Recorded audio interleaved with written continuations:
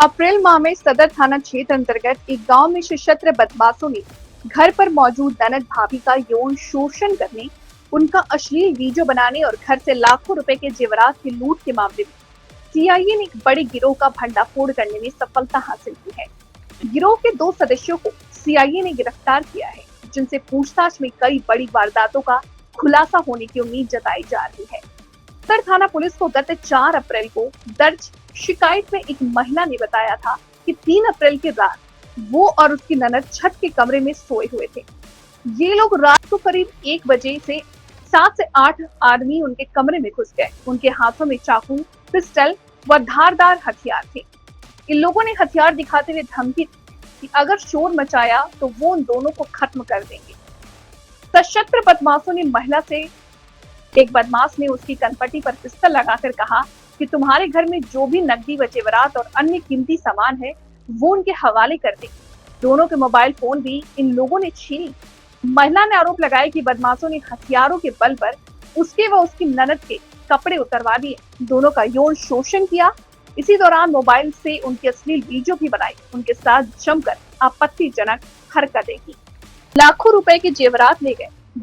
महिला ने पुलिस शिकायत में बताया कि बदमाशों ने उनसे जेवरात के बारे में पूछा तो उन्होंने संदूक व अलमारी में गहने होने के बारे में बता दिया, लेकिन उन्होंने इसकी चाबी होने से मना कर दिया।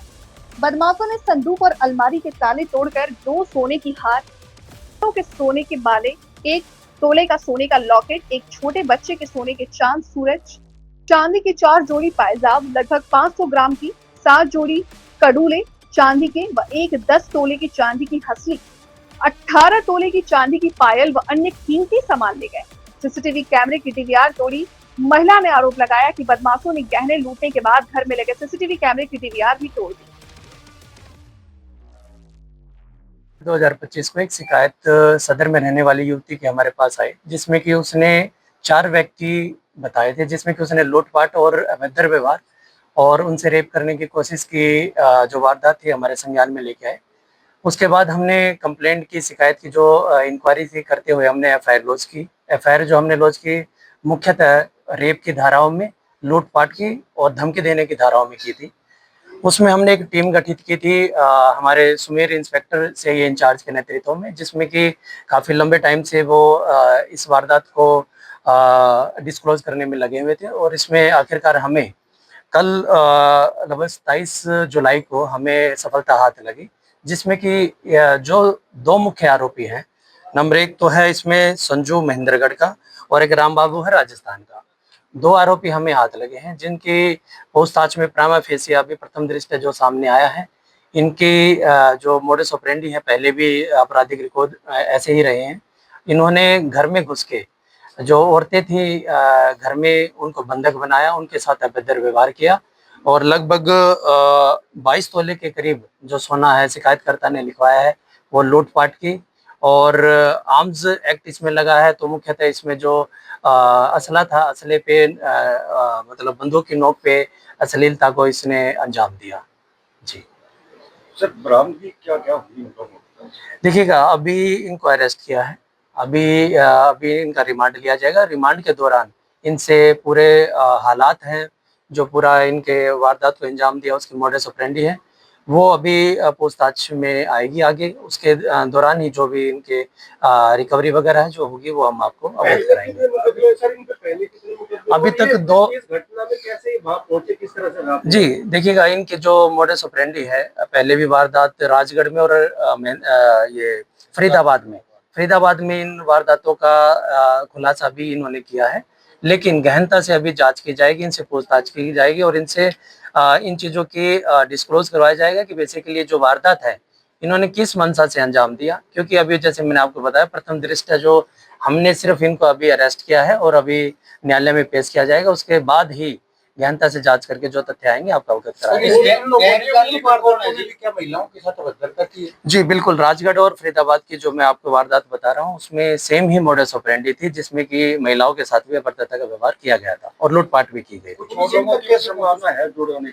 इसमें लोग शामिल थे सर? इसमें इस पूरे मुकदमे में लगभग 5 आरोपी हैं, उनके नाम सामने आए हैं। लेकिन हमें ऐसी आशंका है कि हो सकता है कि कुछ लोग और भी इनके साथ इन्वॉल्व। पुलिस कैसे पहुंची सर इन तक?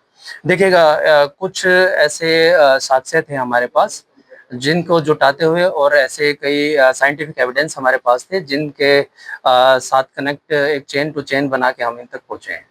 ये काफी लंबा वक्त बीत गया सर इसमें, बीच बीच में जिसके घर में वारदात होती है, आपको ये वारदात ही थोड़ा सस्पेक्ट लग रहा था, जैसे बाइक पे आया था, तो क्या कारण रहा इन पीछे डिले का? जी, देखिए मैं आपको बताना चाहूँगा कि जो प्रारंभिक जाँच थी हमारी, प्रारंभिक जाँच में काफ़ी तथ्य ऐसे थे जो कि हमें कहीं न कहीं एक सस्पिशियस ये इवेंट लग रहा था।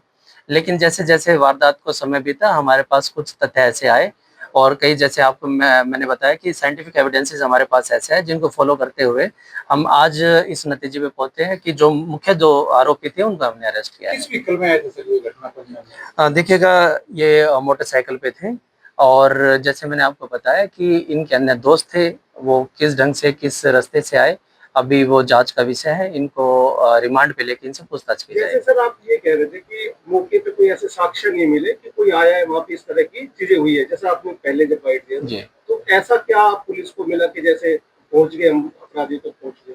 देखिएगा जो मैंने प्रारंभिक जाँच में आपको बताया था उसमें 2-3 सस्पिशियस विषय थे हमारे पास, जिसमें कि एक था कि जो वीडियो बनाई गई थी उनके खुद के फ़ोन से बनाई गई थी जो कि हमारे शिकायतकर्ता थे।